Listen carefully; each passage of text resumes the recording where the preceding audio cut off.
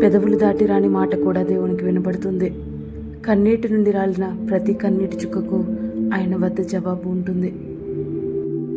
నీవు మోకాళ్ళు ఉన్నప్పుడు నీ సమస్యలన్నీ మోకరిల్లుతాయి. నీవు హృదయపూర్వకంగా ప్రార్థించినప్పుడు నీ తలరాతే మారుతుంది. పరిస్థితులు నిన్ను మోసగించవచ్చు, మనుషులు నిన్ను విడిచిపెట్టవచ్చు, కానీ మోకాళ్ళపై నిలబడి నువ్వు చేసిన ప్రార్థన నిన్ను ఎప్పుడూ ఒంటరిని చేయదు. అది నీ కన్నీళ్లను తుడిచి నీ గాయాలను మాన్పి నీ జీవితంలో ఒక కొత్త వెలుగును నింపుతుంది. నీ బలహీనతను దేవుని పాదాల చెంత పెట్టడమే ప్రార్థన.